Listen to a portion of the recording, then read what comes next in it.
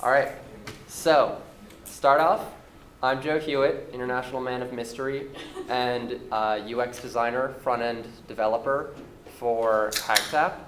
And today, I'm going to be talking a little bit about AngularJS and how we at HagTap use it in developing our business apps. So, first question of the evening: have you guys heard about Angular before today? All right, so yes, everybody. And so just to get a sense, basic level familiarity in the room. Are you guys a lot of experience with AngularJS, a little experience?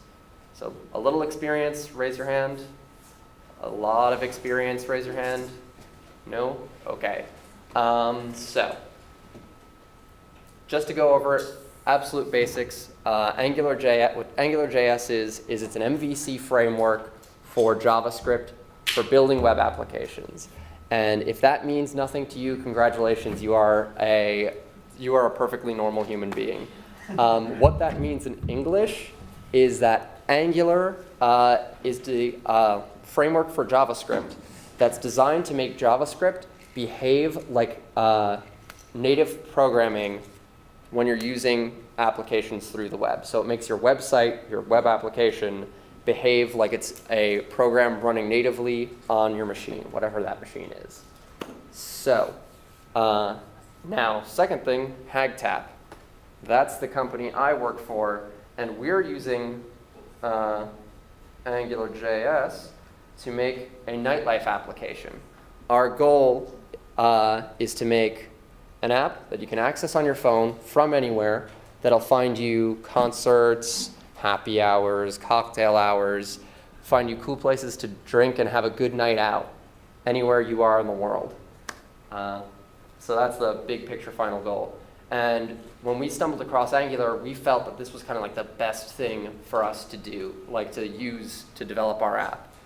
And one of the reasons for that is that we found Angular to be incredibly fast, incredibly easy to work with compared to other models that are out there. Like, for example, I don't know if anybody here is familiar with jQuery.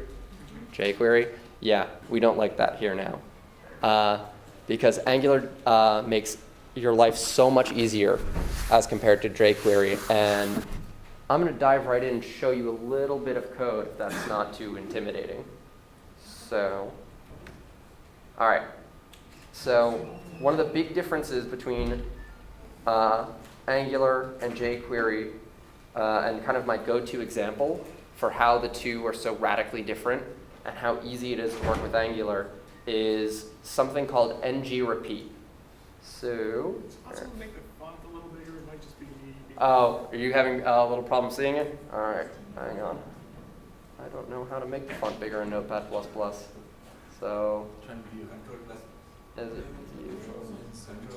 Yeah, I tried Control++. It didn't. Zoom. There it is. Oh, that would be good. Zoom in. Is that good? Yep. Better? Okay. Bigger or better? Okay. All right. So anyway, ng-repeat. So let's go to Vue.html. All right. So as you see here in this line on 72, I have a line that says ng-repeat events in events feed, blah, blah, blah stuff that we don't care about. So whenever you're creating, say, a table or an event feed like that one, in jQuery, the process that you go through to create repeating items, pretty complicated. You got to go to the JavaScript file. You have to write a whole bunch of code. You have to make sure that that code is repeatable. Blah blah blah blah blah. Tears ensue. So in Angular, it's a lot more simple. In your HTML, you go to the section of the DOM that you want to repeat. In this case, our div here. You say ng-repeat, quotes, an item name, so in this case, event, and the array you want to repeat from. So in this case, we've got a list of events, events.feed, and in it, events in event. And that will take that entire div section that we've written there, this whole thing, and it repeats it for every single item that exists in that array. No problems. And on top of that, what it lets you do is you can say you make changes to an individual item on this list. Say I go here and slide this over. ngRepeat anticipates changes to individual items in an array and lets you make those changes without breaking code, without making you spend 3 hours of your day trying to code something to make that work. Simple, clean, easy. Now, on top of ngRepeat, Angular's got another cool concept called directives. So what a directive is directives let you, directives do a couple things. First, they let you add your own custom behavior to HTML elements and HTML attributes. For example, ngRepeat up there, that's a directive that comes bundled with Angular. Angular lets you make your own kind of those. For example, this event card that you see up here, that is a custom directive that you can see used right here where it says event card. So all the behavior that is associated with this event card, like how it displays text, using the thumb slide to move through the card, all that's written as custom behavior through a directive. And what's compelling about that is it makes pieces of your code more reusable. So say I've got a developer who's just working on the front end. Say I'm just working with a designer who's developing in CSS. They don't need to care about how event card works. All they need to know is that if they type event card, they're going to get that on their front end. And it makes your code much more reusable. In fact, a lot of third parties develop stuff for Angular and bundle it into directives so that you don't need to know what's inside, like what's going on inside. You can find it out if you want, but it's not really your problem. Someone else has done that work for you. Someone else has gone to the effort of making this a directive, bundling it up in a nice little phrase and saying, you want this functionality? Add it to your HTML, it'll work. And a second thing that these guys do that is really, really compelling is AngularJS, there are a lot of popular libraries and JavaScript stuff out there that was built before AngularJS. There's a lot of stuff that was built by people who are not necessarily fans of AngularJS. And compatibility issues between libraries is something that, in my business time, I know I've had a lot of problems with. It's made me cry more than once. So what Angular does that's great is directives can be treated like wrappers. You can take a library, for example, D3, if you guys are familiar with it. Visualization. Yep, the visualization library. Yeah. So D3, which was not designed with Angular in mind. It's got all these cool visualizations like this. Like a polar clock. Yeah, that's pretty cool. But D3 wasn't designed with Angular in mind. So with another framework, this would kind of be problematic because I like this, but it's not designed to work with me. For Angular, I can take directives, and I can wrap D3 code inside a directive, and Angular will treat that directive like it's native Angular code. And so I can start implementing D3 with all the wonderful features that come with Angular, like two-way binding, with ngRepeat.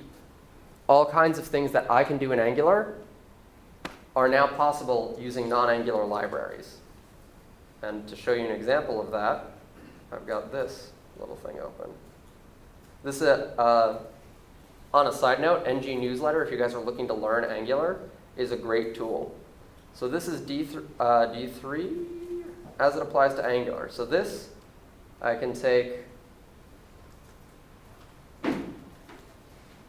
and adjust I can adjust that D3 visualization because it's built into a directive using Angular's two-way binding and ng model directives. So that's directives. Another great thing about Angular and what makes it one of its slickest features is when you transition from page to page in a normal website, you get the white flash because it's still loading the content. It doesn't, like, there's stuff needs to happen, and no matter how high performance your website is, there's always going to be a couple seconds of flash.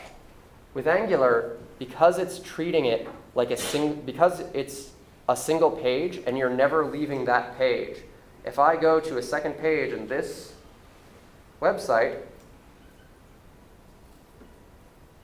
no flash, right? No white flash. But if you look at the URL here, it changes every time I move from page to page. So the way Angular does that is through a thing called routing. And the way Angular routes is you'll split your HTML into little bite-sized chunks.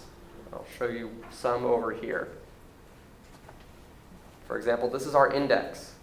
And you'll see in the index, there is this thing called ion nav view. Now, we'll get to ion in a minute, but this is basically saying that this section of code is a view, and that depending on certain features that I implement, that view will act as a holder for little chunks of HTML. For example, in this case, this view is populated by, oh, I didn't open it. This is why we prepare our things in advance. Menu. So menu is responsible for that top nav bar right there. And inside menu, you can see another ion view somewhere around here. Okay, but in here, there's another ion view.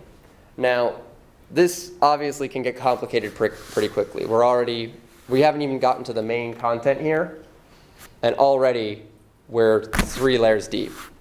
So, to keep you from going mad, there are a bunch of Angular provides, and there are a bunch of third parties that provide routing services. So if I go to the app.js file here, you'll see this lovely little state machine called UI Router. Now, UI Router is a third-party module developed by the Angular UI team, and it's not part of the core Angular team, but core Angular team has highly endorsed these guys. Pretty much anything you can do, anything they do, consider it pretty much recommended practice. And their thing, UI Router, what it does is it lets you create states for the application based on a URL. So see here, I have state logged in. When the URL path in the URL matches state logged in, so / logged in, and you'll see logged in right here. When it matches that, it'll perform the following actions. So it'll say abstract true we can ignore, but it'll implement the template menu.html and a controller. And controllers, for those who are really, really unfamiliar with basic Angular, controllers, what they are is they are what Angular uses to control the model in its MVC structure. So they let you, they're where all the work happens for an individual page or an individual view. So what this is basically saying is, hey, take my menu HTML, apply this controller that I've got to it, and then run my page. Now, what's great about this and about UI Router in general is that it doesn't limit you to one controller, it doesn't limit you to one view, it doesn't limit you to one template. Because like I mentioned before, we're already 3 layers deep. What's great is you see here where I say loggedin.search or loggedin.browse. What this creates is a family tree for logged in. It's saying that anything that has logged in dot and then a name after it, that inherits the state information from logged in. So that once I'm in the logged in state, any other templates and controllers I add through another state that says logged in dot something, those get added into the template used here. So for logged in dot feed, this is what gives us our event feed right here. And that's how, through that nesting, we can inherit information from higher up in the state tree so that we can have multiple interactive views all going on the same page. So the last thing I'm going to talk about, because I know I've overwhelmed you guys already, is Ionic. Now, Ionic is a third-party project that makes all this wonderful stuff, work for mobile. What Ionic does is they've gone in and taken the time to create a bunch of directives that imitate the reactions that you'll get on native phone browsers, or native phone apps, I should say, not phone browsers. So if you want to implement, say, modals, the little pop-up windows that you get in mobile, those can be done through Ionic. Like, say, I can click here, and I can get a list of all the events I've RSVP'd to. If I click cancel, it comes back. Now, those animations that we would consider normally part of native applications, those things Ionic provides in a web framework, which is I think really, really, really powerful, and lets your web app behave more like a native app and more like an application you download onto your phone.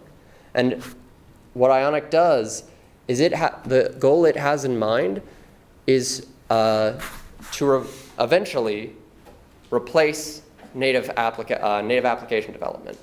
Because what they want to do is they want to make it so that you can put this into other software that's going to make it run like a native application. It's going to get rid of that browser bar at the top so that you can have a web app running remotely that behaves like something someone's downloaded on their phone. And so that's the kind of stuff we're doing. And now I'm going to give the floor to Jason so that he can talk about the stuff he's been doing with Angular.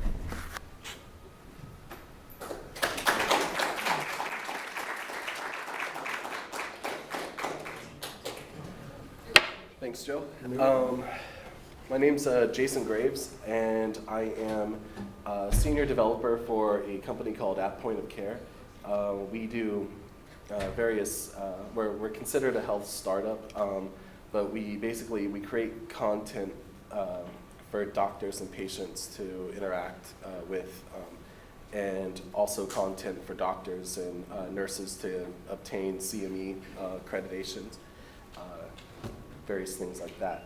What I'm going to be talking about today, let's see, I think I have, it's a little bit about me real quick. I'm also the group, founder for Code Junkies, just a group that started a couple months ago. It's been doing pretty well. And some of my other information. What was that? That's pretty modest. It's a beast. No. Well, and I apologize. I'm a little stuffed up right now. The allergies have been killing me this week. But I've put my GitHub up here. If any of you guys use GitHub, after tonight when I get home, all the code I show you tonight, I'm going to put a sample of it up. I'm pretty new at Angular. I've only really been diving into this for probably about a month and a half. I've been playing around with it for a couple months, but I just really had a reason to start using it and start learning it. And so I figured it'd be helpful to see something slightly different than what a lot of people use Angular for, which is mobile apps.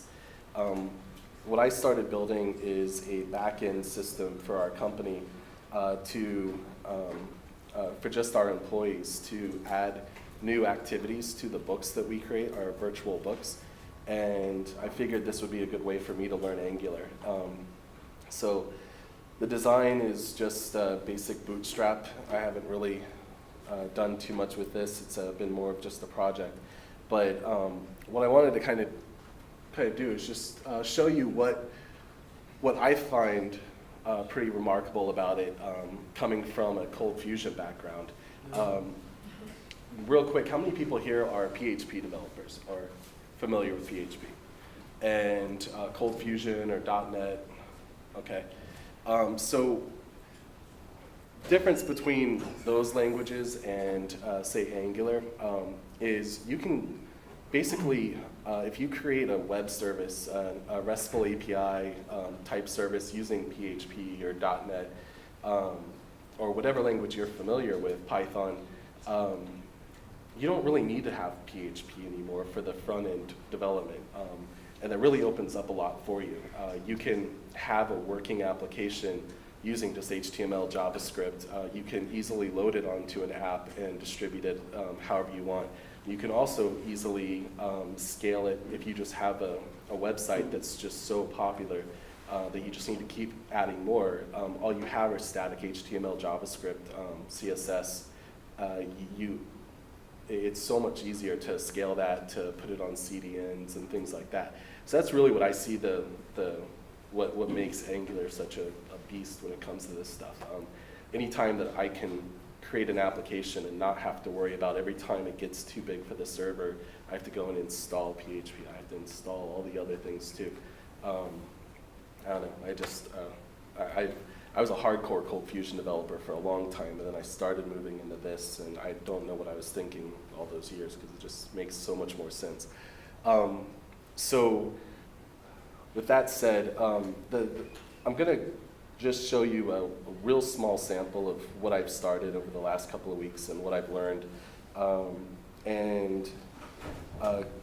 Kind of going off of what Joe was talking about, I'll show you how the back end looks now. I'm going to use inspect element just because I want to be different.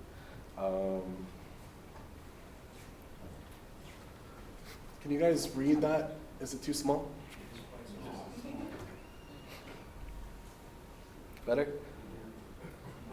Okay, so with any app, Angular app, usually you have like an app.js or something like that that defines the application itself. And then typically, from what I've seen, you put the routers. The routers are basically going to be the directions, like he was saying, or like the path for every type of director, or for every link that you have in the URL. So you see up here in the URL, I've got /home. And if you look down here, I've got /home, and then there's a blank one here that's a default. If /home or the blank one appears, it automatically imports templates home.html. Now, if you go to, let's see, if I go to view all activities, which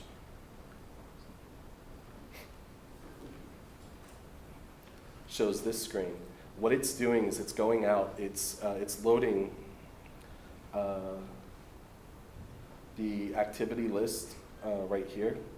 So it goes to the activity list.html, and it also calls the act list controller. Now if I go into my controllers, and I look for the controller named act list right here, you can see that I'm passing it a scope, HTTP variables, scope variables if there are any, and location, which is the URL. And then I go and I do a git command. I'm using Cold Fusion for the back end still, because that's what I know best. And if I go and I copy this, open up another tab, and paste it, you can see that it's a JSON file. And this browser, this Chrome doesn't have the JSON plugin to make it look all pretty, but all of this data that's being displayed is the same data that is being shown in the list here. If I can. So it's literally just 5 items in the JSON with all the data that I need for those items. Now, in that controller, that's all it's doing is it's getting that and it's naming the result of that data activities. So whatever the result data is, it's naming it activities, and then it watches to see if the URL changes, if the change view function gets called, activity detail gets called with whatever the current activity ID is. This is all JavaScript. This is normally stuff that you would see in PHP. So for me to see this here, this is the type of stuff that it makes me excited to learn more about it. So that's all that's happening on this page to display that data. However, there's a lot of stuff in the page that is going on. Like I have this filter up here where if I want to start filtering by, say, job number, I can start typing in the job number, and it narrows it down to the records. And you can even see that the number 2 is changing at the top based on how many records it found. If I want to look by a specific activity type, I can go journal entry, or start typing in journal insights. And you can see that it's just the journal insights that are appearing. Now the template that's displaying all of this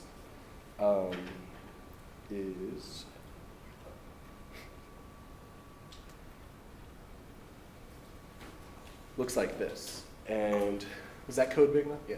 So you can see that there's a couple things going on. It's we're using the ng repeat, like what Joe was talking about. I'm naming each record act and looping through activities, and then I also apply a filter, a query filter. And up at the top, you can see that there's an ng model.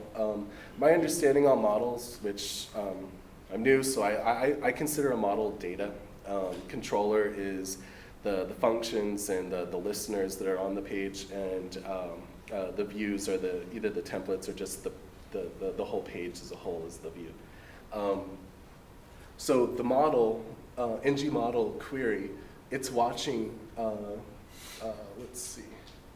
It's basically watching for anytime I start typing something, it starts filtering the query there. So it just automatically links it.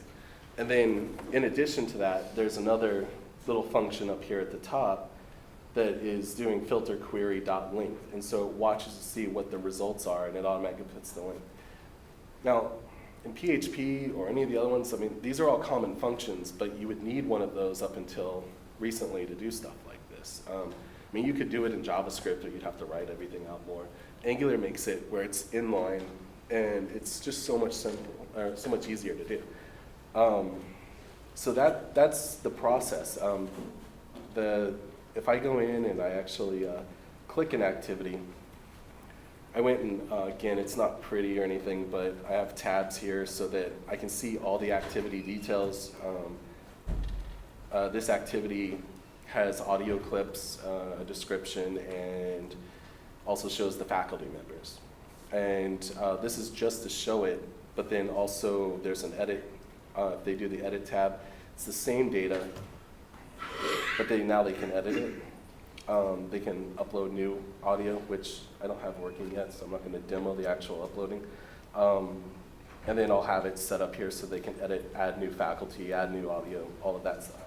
And then go to preview, which I'm not logged in. But if I was logged in, it would actually show a preview of that activity. So the employee, as they're setting up this activity, they don't have to upload files here, go and check the template, see if everything works, and deal with all the FTP stuff. We just handle it all for them, which is big for our company. We're a small company, and anything that's manual just isn't good. We have over 25 different activities between webcasts and poster sessions and all these. I mean, there's so many different activities. So building an activity builder like this is really going to help us out in the long run. It allows us to just manage it better.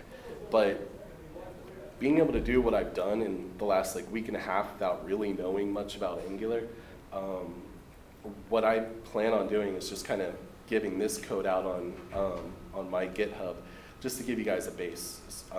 There's a lot of sites out there that give you the bootstrap version to get you started, but it's everyone's opinion, and it's not maybe not always the right opinion. There's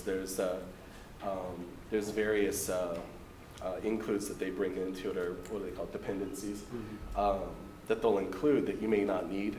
I'm more of a person that likes to build, like keep it simple. So what I plan on putting up there is just a really simple version of what you can look at and play with the data on.